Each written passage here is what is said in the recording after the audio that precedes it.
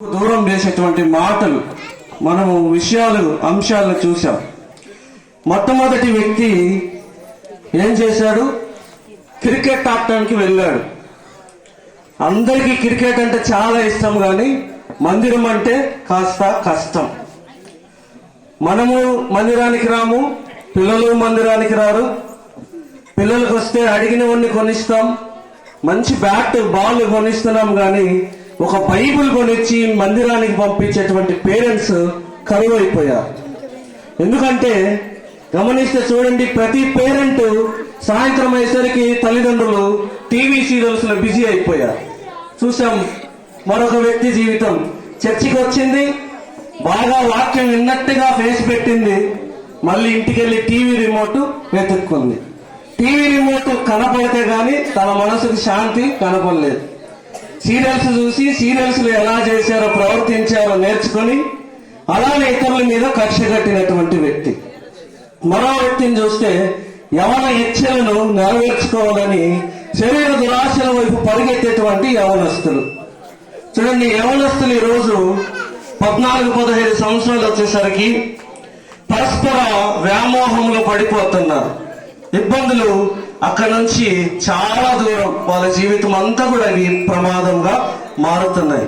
ఈరోజు చూస్తే ఎంతమంది ఈ సమాజంలో గమనిస్తుంటే చూడండి, చిన్న చిన్న పిల్లలకు అఘాయిత్యాలు చేసేటువంటి మనసు వచ్చింది. కారణం ఏంటంటే ఇటువంటి దురాశలు. దాన్ని కూడా గమనిస్తున్నాం. అటువంటి యవనస్తులు కూడా దేవునికి ఇటువంటి పరిస్థితుల వల్ల దూరం అయిపోతా ఉన్నారు.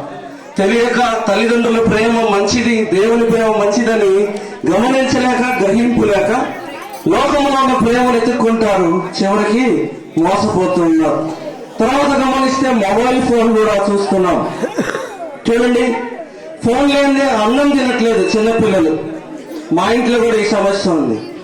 పిల్లలు ఫోన్ లేనిదే అన్నం తినరు, ఫోన్ లేకపోతే నిద్రపోరు, ఫోన్ లేకపోతే ఏడు పాపరు.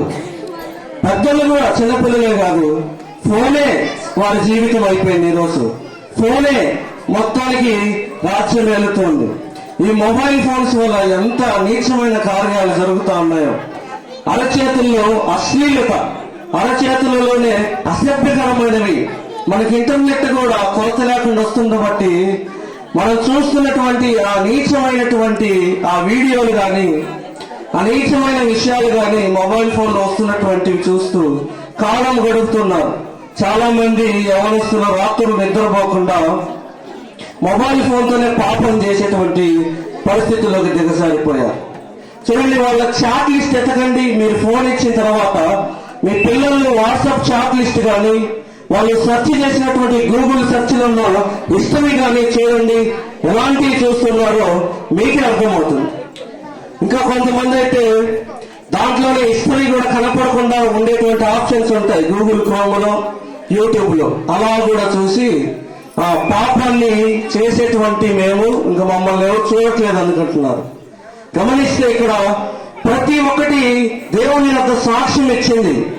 30వ అధ్యాయం ద్వితీయోపదేశ కాండము 19-20 వచనాలు చూస్తే మేలును కీడును మరణమును జీవమును నీ యొద్ద ఉంచి ఉన్నాను, వాటికి భూమి ఆకాశములను నేను సాక్షిగా పెట్టాను అని దేవుని మాట ఉంది.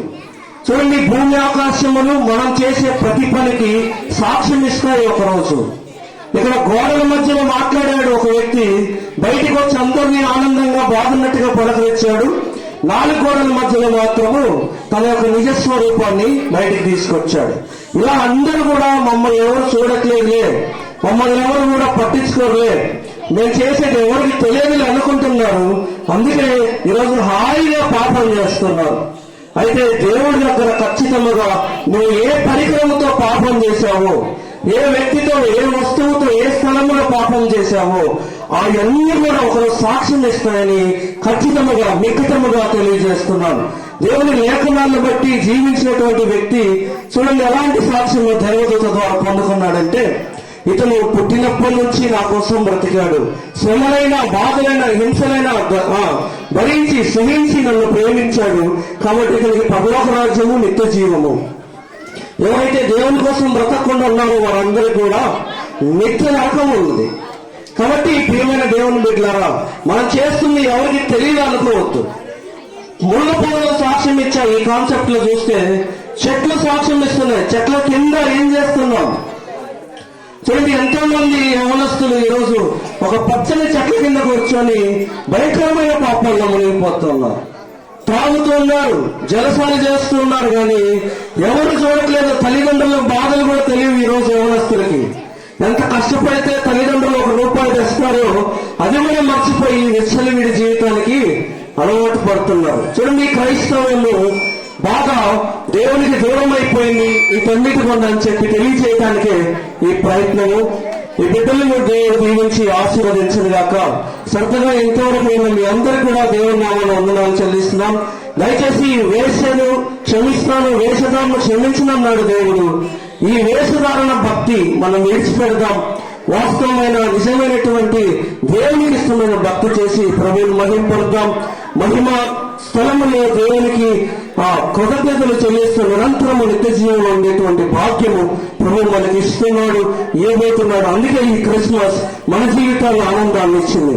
ఈ క్రిస్మస్ ఎంతమంది జీవితాలు ఆనందాన్ని ఇచ్చిందో వారందరూ కూడా నిజంగా ప్రభు ఎరిగిన వారు అంటారని నేను పేట తెలియజేస్తూ మరొకసారి మీ అందరూ క్రిస్మస్ శుభాకాంక్షలు తెలియజేస్తున్నాను. చెప్పండి పడదాం గట్టిగా.